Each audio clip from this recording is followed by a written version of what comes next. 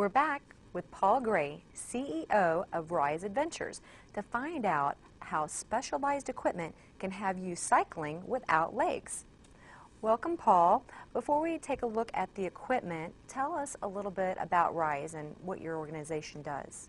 Rise Adventures is a 501c3 nonprofit charitable organization.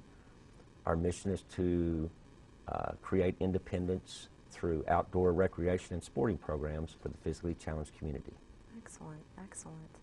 So tell me a little bit about, you're the CEO, and what does that mean? Like, how do you do things, and how do you get started, and what brought you, because you're not physically disabled, so what made you decide that you wanted to start something like this? I had a friend that was injured in 1969 in a car wreck and became a paraplegic when I was in high school, and I've stayed in touch with the disabled community through the years as I built different businesses in corporate America.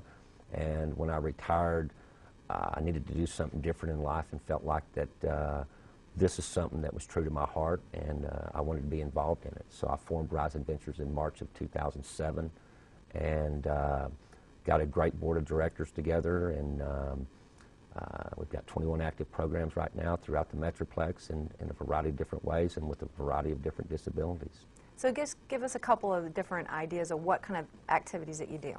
We have the only North Texas quad rugby program, which is for quadriplegics. It's similar to the movie Murder Ball. We have sled hockey. We have hand cycling. We've got kayaking. We've got sailing. We just started our disability golf program. So that's just a few of the programs we have active today. So it sounds to me like activities are really what make your organization quite different. Is that correct? Tell me again, you've got disabilities and nonprofit.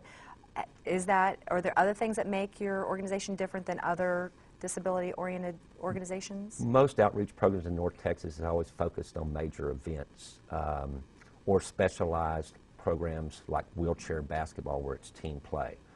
Our mission was to start recreational play for all levels, colors, size, shapes of physical disabilities on a weekly basis. So we wanted to provide outreach through all of the local hospitals and affiliations to be able to not only just put these guys in team sport, we wanted to put them in recreational sport. We want to create that independence through activity and through getting with their peers in a variety of ways. Yeah, that's wonderful, and I really appreciate that, because I'm kind of an individualist, and that's one of the reasons why I like riding my bike is I can get on my bike, I can get some exercise, it just feels great, it's a lot of fun, and this hand cycling gives somebody that would maybe not normally be able to get out. Tell us a little bit about the experience of what happens when people are hand cycling. Give us Our hand cycling program, we've sent a group of paraplegics all over the Metroplex riding on all different kinds of trails, parks and whatever, and we finally found what we think is the perfect place because it's not really hilly. And we provide the equipment. There's a variety of different types of hand cycles. There's from the low end that a kid can ride to the adult super, where they can really get out there and rock and roll with it. So we provide the equipment, we set it up, we provide a tent, free food, free water, and we bring them out to the program and let them try on the 6.5-mile, 12-foot wide concrete track different levels of bikes to gain their interest. We invite their family members to bring their regular bikes to ride with them, so they can gain, and participate in that experience. We try to do everything in a family-oriented way. A lot of the health issues, especially from a paraplegic or a quadriplegic, we have special devices for our hand cycles that we can remove the handles, put on handles for a quadriplegic, and because the quadriplegic they can move their arms, but they can't grip. So we actually have hand grips they put in so a quadriplegic can ride. Amputees, muscular dystrophy, so all of those and many, many more can actually ride these types of hand cycles. It's great for your upper body, especially if you're newly injured and you're paraplegic and you're going to have to start using just this upper body strength. Well, nothing's more than doing this for a couple hours a day or a week or whatever to really build that upper body strength that'll help you in all aspects of your life.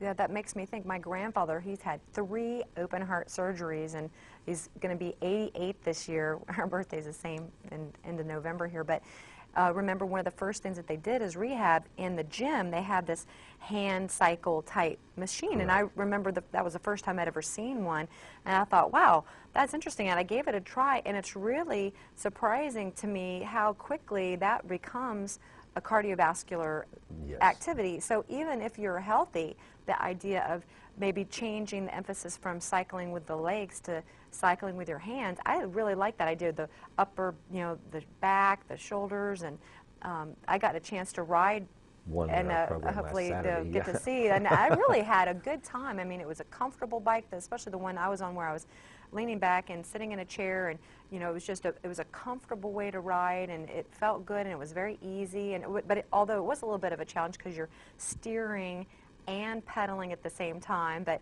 even my 9-year-old daughter got a chance to try it, and she did pretty good. I was really it took her a while to want to try it, but when she did, she had a good time with it. All of our programs are free for rides, so we just this equipment is so expensive. I mean, you're talking about anywhere from a low end of $15,000 to $2,000 to a high end of $4,000 to $5,000 for one piece of equipment. Wow. We go through the foundation process and sponsorship process to be able to afford this expensive adaptive equipment for free to our participants. We don't charge anything for any of our services, period. Everything's free. So when we get these people out there in the family atmosphere and building up the upper body strength and the fresh air and the whatever, it's a win-win for everybody. One of the things that our organization has noticed, and really I've been involved in nonprofits for about the last 4 years, is the fact that not only do the programs work at creating that independence, it's the peers. If we get someone out and they see that somebody else is doing it and what that person's done with their life, the peer exposure and the talking and the camaraderie does as much as what our program does in every one of our programs. And it's amazing how they can ask another disability, maybe some of the personal issues they're having with their disability, and cycling's a good way to do that. You can go out and ride bikes with your family, your kids, or another disability anywhere you want to go. So.